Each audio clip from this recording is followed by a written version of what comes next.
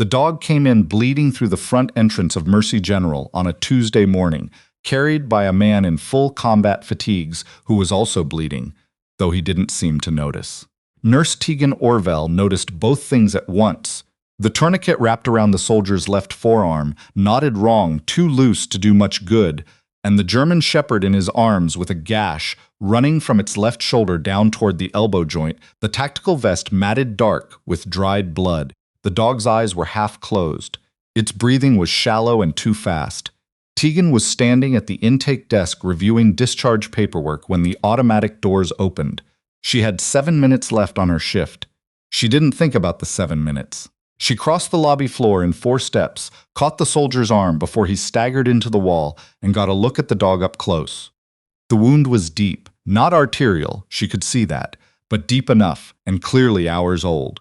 Whoever had wrapped the makeshift bandage around the animal's leg had done it on the side of a road or the floor of a helicopter, and it had soaked through twice over. "Set him down," she said. "Right here, on the floor." The soldier, Sergeant, she registered, from the patch on his sleeve, looked at her with the particular expression of someone who had been operating on adrenaline for too long and was only now starting to understand that they could stop. His name tape read Duval. "He saved my life," Duval said. It wasn't an explanation. It was a statement of something he needed her to understand before anything else happened. "I know," Tegan said. "Put him down gently." She was already moving toward the supply cart near the elevator bank. She knew exactly what was on it because she had restocked it herself at the start of her shift. Gauze rolls, saline, alcohol wipes, a trauma kit. She grabbed what she needed without looking and came back to where Duval had lowered the dog to the lobby floor and was now kneeling beside him, one hand pressed flat against the dog's flank. "What's his name?" "Bravo. Okay." She pulled on a fresh pair of gloves, cut away the soaked bandage, and got her first clear look at the wound. Long, jagged, not a bullet, maybe shrapnel, maybe wire. She pressed clean gauze to it with both hands and leaned her weight in. "Talk to him. Keep him focused on you." Duval put his face close to the dog's ear and started talking, low and steady, the way you talk to something you love when you're terrified. Tegan worked. She had 4 years in emergency nursing. Before that, she'd spent a summer volunteering at an animal rescue in rural Tennessee while she figured out what to do with herself after college.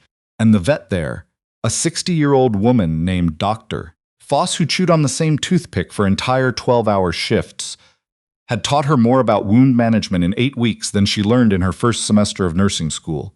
Pressure, irrigation, assessment, the same principles, different patient. Bravo was about 90 pounds, male, maybe 4 years old, based on the teeth she checked when she assessed his responsiveness. His gums were pale but not white. He lifted his head once and looked at Duval, then put it back down. "He's stable," she said. "He needs a vet, but he's not going to die in the next hour. The bleeding is controlled." Duval exhaled slowly. He looked like he might fold in half. "Your arm," Tegan said. "It's fine, it's not." She looked at the tourniquet again. "Who put this on?" "I did. One-handed, in the field. Truck. On the way here." She fixed it. She didn't ask permission. She tightened it properly, assessed circulation, checked sensation in his fingers, while he watched her with an expression that was somewhere between gratitude and barely held together. He was maybe 26. He had the kind of face that looked like it had been young very recently and had aged fast. She was about to say something else. She wasn't sure what, something practical and forward-moving, when she heard the footsteps. The click of heels on hospital tile has a particular quality. Fast, deliberate, certain of its own authority. Tegan had worked under enough administrators to recognize the sound before she saw the source of it. Sandra Moorfield was the Director of Patient Services for Mercy General, and she wore that title the way some people wear a uniform, as armor, as identity, as a set of rules encoded into posture. She was 50-something, with silver-streaked hair pulled back severely, and the expression of someone who had just witnessed something that violated 3 distinct policies. She stopped 6 feet away and looked at the scene on the lobby floor. Tegan, gloves, gauze, blood, dog. "What is happening here?" Moorfield said. It wasn't exactly a question. Controlled the hemorrhage on the animal. Soldier's arm also needed attention. Tegan kept her hands where they were. "I need someone to contact a veterinary emergency clinic and arrange transport. Bravo here needs sutures and fluids." Moorfield's expression didn't change, which in Tegan's experience meant it was about to change significantly. "You are rendering medical care to a dog," Moorfield said. "In the main lobby of this hospital, the patient presented in the lobby." The patient. Moorfield repeated the word carefully, like she was examining it for structural damage. "This is a human medical facility, Nurse Orvell. We are not equipped, licensed, or insured to treat animals. You know this." "I know that," Tegan said. "I also know that this animal is a decorated military working dog who came in with a critical wound alongside an active-duty soldier. I stabilized what was in front of me. That's what we're trained to do. You're trained to treat humans. I'm trained to stop bleeding." The lobby had gone quiet in the way that public spaces go quiet when something important is happening and everyone knows it. There were 3 other nurses at the intake desk.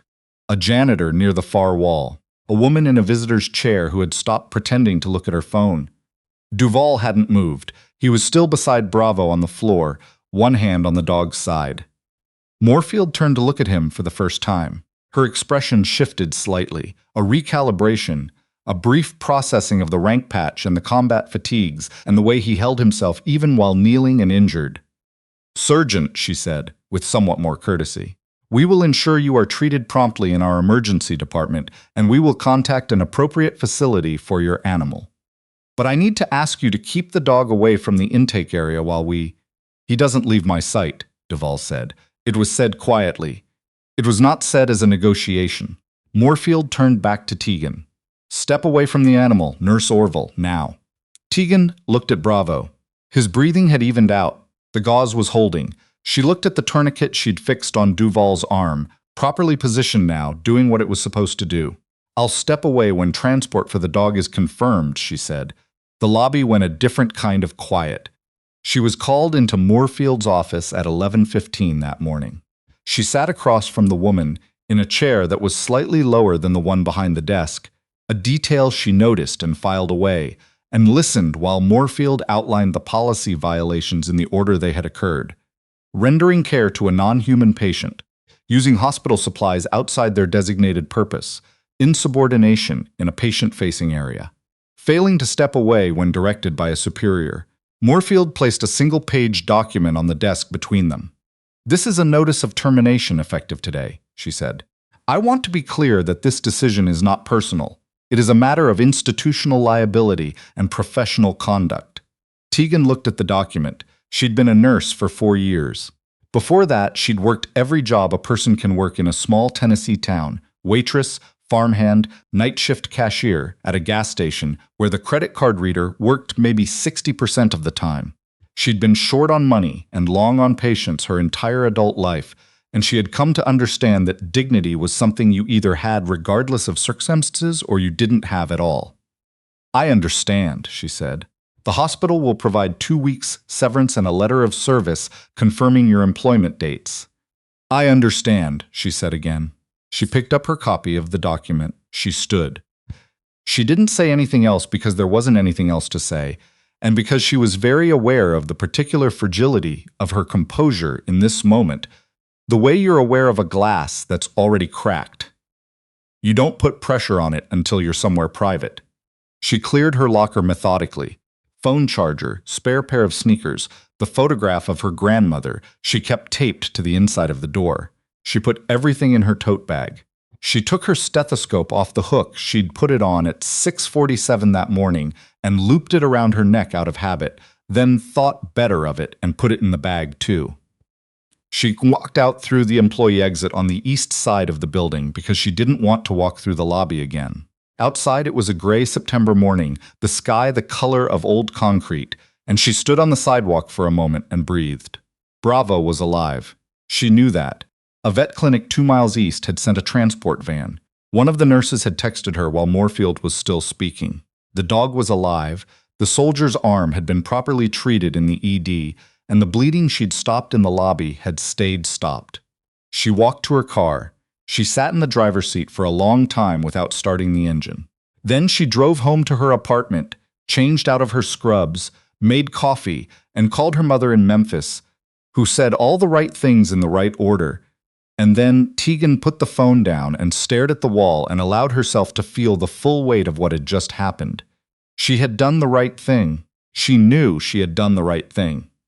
And she had lost her job for it, which meant that knowing you'd done the right thing was sometimes a comfort and sometimes just an additional piece of information you had to figure out what to do with. She did not know what happened next until 3 days later, when a woman named Colonel Patricia Dane called her personal cell phone at 7 in the morning. Tegan had been awake. She hadn't been sleeping well. "Is this Tegan Orvell?" The voice was direct, unhurried, accustomed to being listened to. "Yes, my name is Colonel Patricia Dane. I'm with the United States Army's Military Working Dog Program out of Lackland Air Force Base. I was given your number by Sergeant First Class Duvall." Tegan sat up straighter in her chair. "How is he?" she asked. "And Bravo?" There was a brief pause, and she thought she heard something in it, a small recalibration. "Sergeant Duvall is recovering well. His wound required some additional treatment, but there were no complications." A pause. "Bravo underwent surgery yesterday. 6 sutures, IV fluids, 2 days observation. The vet's report as of this morning is that he is expected to make a full recovery." Tegan closed her eyes for a moment. "Good," she said. "That's really good." "Ms. Orvell," Dane said, "I understand you were terminated following the incident at Mercy General." "That's correct. I've spent the last 72 hours speaking to a number of people," Dane said, "including legal counsel, the hospital's board of directors, and 2 senators who serve on the Armed Services Committee and take a considerable interest in the welfare of military working dogs." Another pause, shorter this time. "I want to ask you some questions about what happened on Tuesday morning, if you're willing." "I'm willing," Tegan said. She answered every question Dane asked her, clearly and in sequence, the same way she documented patient care. Accurately, completely, without embellishment. She described the wound, her assessment, her interventions. She described the supply cart, what she took from it and why. She described the conversation with Moorfield. Dane listened without interrupting. "One more question," Dane said when Tegan finished. "In your clinical judgment, what would have happened to Bravo if you had not intervened?" Tegan thought about the wound, the pallor of the gums, the shallow breathing, the blood that had already soaked through the original field dressing twice. "He would have had maybe 40 minutes, she said. "He was going into shock. Without pressure on the wound, without someone keeping him calm and monitoring his vitals, 40 minutes was optimistic." "I see," Dane said. "I want to be clear," Tegan added. "I understand why the hospital has the policies it has. I understand liability. I'm not arguing that I was within protocol. I'm saying I made a judgment call about what was in front of me, and I would make the same call again." There was a silence on the line that felt different from the previous ones, considered rather than transitional.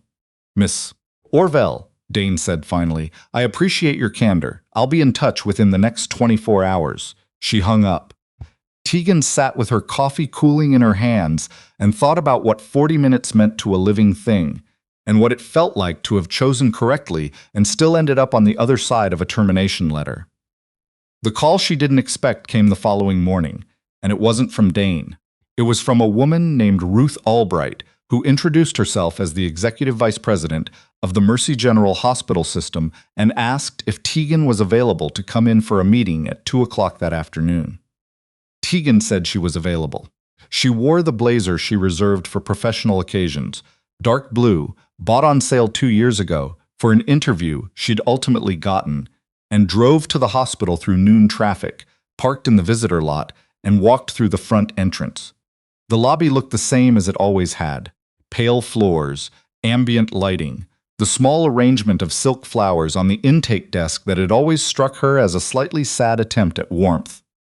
She had spent 4 years walking through this lobby at the start of her shift, registering it without registering it the way you register anything you see every day.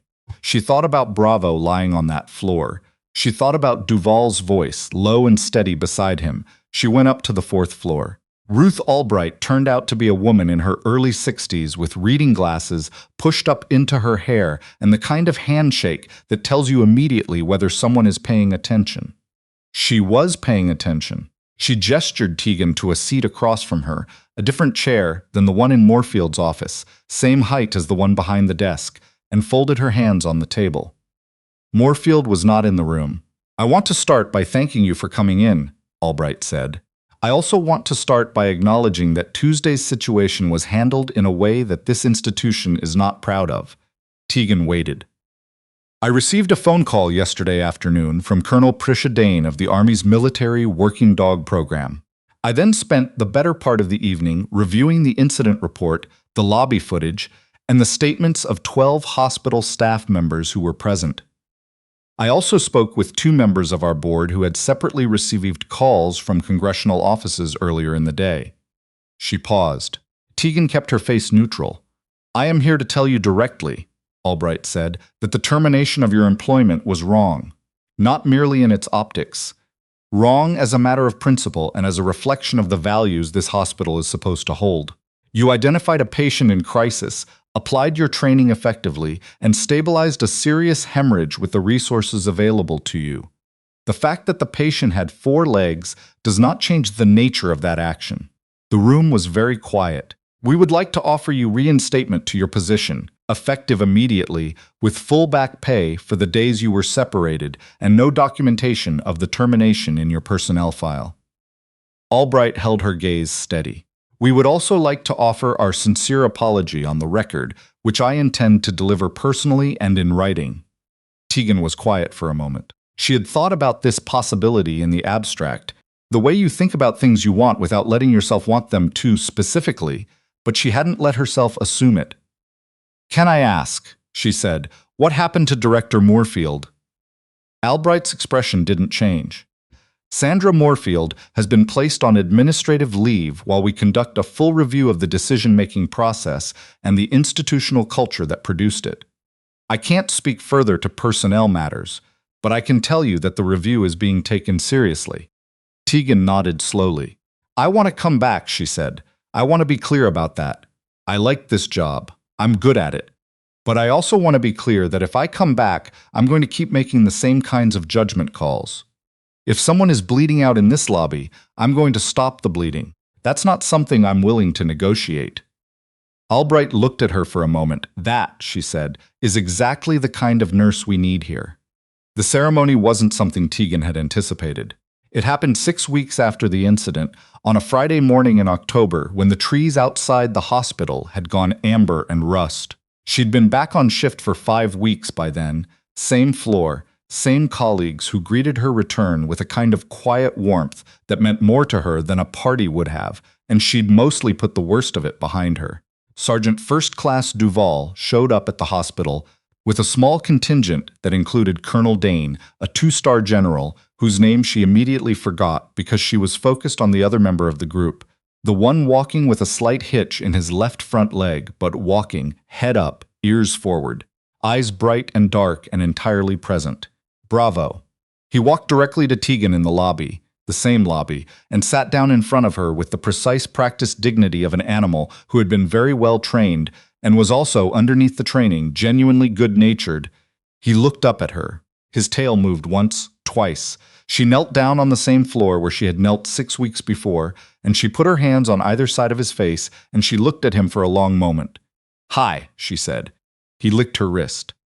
Duval stood off to the side, and he was not quite smiling, but his face was doing something adjacent to it. He'd filled out in the weeks since she'd seen him. Sleep and food and time will do that. And he looked less like a person running on fumes and more like himself, whoever that was. He remembered you, Duval said. I didn't know if he would, but he did. Tegan looked at the dog. His coat was glossy now, the wound site healed clean under the fur that was already growing back. He leaned his shoulder against her knee. Of course he did, she said. There was a small ceremony, a commendation from the Army's Working Dog Program, a framed certificate with her name on it, a handshake from the general she still didn't catch the name of, and a firm, 2-handed handshake from Dane, who looked at Tegan the way a person looks at someone they've decided to respect completely. A photographer from the local paper took their picture. Tegan and Duval and Bravo, the 3 of them in the same lobby where it had started, the pale floors and the silk flowers on the intake desk unchanged. She didn't think she looked like a hero. She thought she looked like a nurse who had done what nurses do, which is pay attention to what's in front of them and respond to it as competently and as compassionately as they know how. But she kept the photo. She put it up in her locker. in the spot where her grandmother's picture had always been, and then she put her grandmother's picture up beside it, and she thought that her grandmother, who had been a practical, clear-eyed woman who didn't believe in fussing over things you couldn't change, would have approved of that arrangement. She went back to work. She had a 12-hour shift starting in 8 minutes, and the supply cart needed restocking, and there were 3 admissions already waiting. She pulled her hair back, straightened her stethoscope, and pushed through the doors into the department where the work was. She had always liked it here. She still did.